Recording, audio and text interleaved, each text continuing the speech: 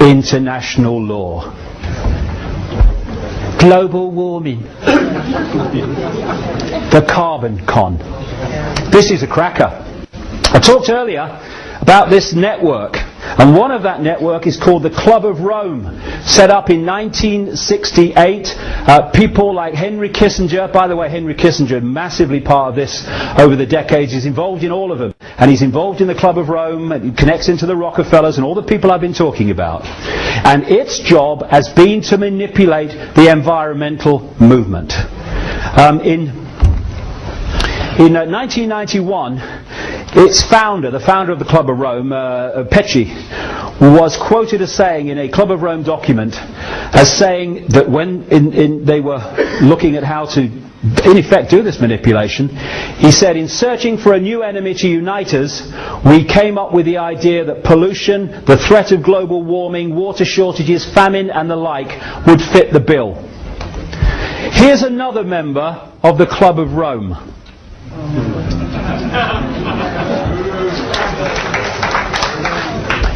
And that's why the official story of the reason for climate change, carbon emissions caused by humans, is as much a nonsense as the official story of 9/11. It is a problem, and the solution is international law, more and more taxation to save the planet, more and more imposition of the big brother state to save the planet. Now, I'm not saying that pollution's a good thing. I'm not saying that. But if we're going to get streetwise, we need to understand that it's not causing climate change.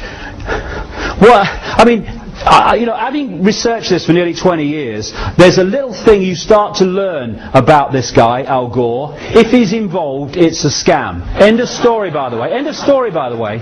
It's a scam. And of course, for his Inconvenient Truth documentary, let's just redesignate what documentary means on that criteria. He was given the Nobel Peace Prize and the Oscar. Why? Because this network controls that. They don't control every Oscar and all the rest of it, but if they need someone to get one, they can make sure they get one. Same with the Nobel Peace Prize. Kissinger won the Nobel Peace Prize. Bloody war criminal. They're giving it to Blair next. Yeah, Blair. So, what we've got as a result of all this manipulation, Al Gore, is, you know if it's a scam as well, because Madonna's on the stage singing about it, right? This is the Global Warming Survival Handbook, going with the Live Earth concerts, orchestrated by Al Gore. David de Rothschild wrote that. Very good. I'm sure they care about the planet, as they're lending us money that doesn't exist and trawling the wealth as a result of us not paying it. Now, there's a thing they say about computers. Crap in, crap out, right? If you put garbage into a computer, you get garbage out. That's how the computer models came up with global warming.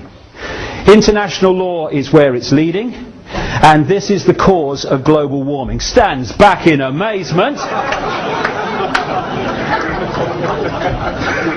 You mean the sun has an effect on Earth temperature? Are you kidding? What happens is the sun goes in cycles. It generates what are called sunspots, which are massive explosions of energy powered out into the solar system, which comes to the Earth eventually as solar radiation. Some of these explosions, called sunspots, are as big as the Earth and even as big as Jupiter. When it is exploding energy, the temperature goes up. This is what these sunspots are. You can see them here. I think they might have a bearing on temperature. I think so. This is the recent sunspot cycle coming round, all the rest of it. And of course there are cycles where you have a sunspot cycle going round at this level of temperature, and then you have a cycle going round at this level of temperature. So that as the cycles go round, it's hotter or cooler in the different cycles as we pass through what we call time. Now, other planets in the solar system have been warming up. I don't know whether you've seen them factories on Mars. Them bloody Martians and them 4x4s, it's bloody outrageous. Now, what is the common denominator of these other planets and the Earth? Can't work it out. Must be the sun. Now, this is the great one. The temperature's higher than it's ever been since records began. When did they begin? 1862? That's 5 minutes ago in weather cycles. What are you talking about?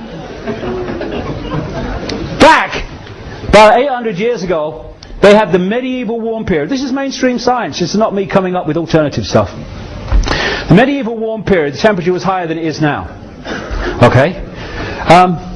What caused the temperature to be higher in the medieval warm period than it is now? Could it have been turbocharged handcarts? What do you reckon? Could be. Flatulent horses, maybe. I can just see a medieval weather forecaster arriving in the village. Dobbin's got the wind, I think we're in for hot summer.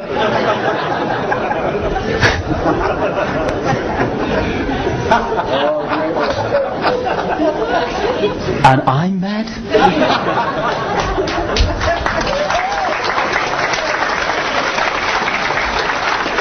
After the medieval warm period, and of course if they took back the temperatures to then global warming looks very different now. But what they do is they take it back to a period called the Little Ice Age, when the temperature dropped to the point where the Thames froze over, and they used to have ice fairs on the Thames. You can still see depictions of it in Christmas cards and stuff. It just so happens that during the medieval warm period, there was a period of increased solar radiation, and during the Little Ice Age there was a decrease in solar radiation. So if you follow the red, which is the Earth temperature, and the green is sunspot activity, I think there might be some connection there myself. Let's come forward. Again, the green is sunspot activity, the red is Earth temperature. Up to 1940, it was rising as we came out of the Little Ice Age. After the war, this period included, when there was a massive increase in industrialization, and therefore carbon emissions, temperatures fell from 1940 to 1975 to such an extent that the BBC were running documentaries about the dangers of the coming ice age. Remember that. From 75 it started to climb as sunspot activity climbed. This is a scientist, I saw his presentation a few weeks ago, called Peter Taylor. Now this man is the oil companies are paying him scientist.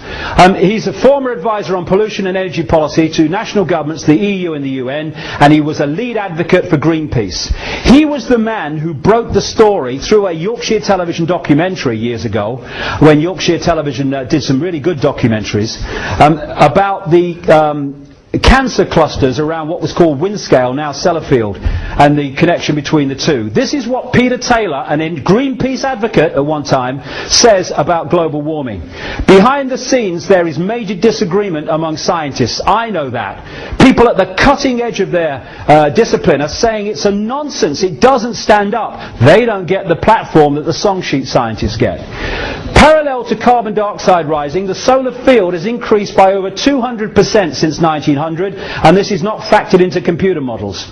Global temperature is not rising as predicted. In fact, it fell by a whopping 0.6 degrees over the last 12 months, as much as it had gained in the previous 50 years. Many of the apparently random fluctuations of past temperature, like when Vikings grew crops in Greenland, correlate to variations of the solar electric field. Between 1983 and 2001, cloud cover, according to International Satellite Cloud Climatology Project, fell by 4% more than enough to heat oceans and account for global warming. A spate of recent science shows that temperature oscillations are timed by solar cycles, that the jet stream is affected by the solar wind, and that past high and low points in the solar cycle correlate with past temperature swings. Temperature's been falling recently. So much so that this was a headline in the Daily Mail. recently. Global warming could stop naturally for 10 years, say scientists. And you know what they said? Oh, we've still got to justify global warming. It said in the same piece, they said, oh, but imagine how hot it's going to be when it starts again. All right, okay. International law, that's what it's about. I'm coming to an end now, but let's look at why this is possible. Because we act like bloody sheep. We take in what people tell us and we believe it without question. And therefore, we are programmed to react as we choose to react, as they want us to react. A wonderful quote from Oscar Wilde. Most people are other people. Their thoughts are someone else's opinions, their lives are mimicry, their passions are quotation. In short, we are a world of repeaters, where people just repeat what someone else has said as if it's the truth without even checking it out. And no one should accept what I say here today without checking it out themselves.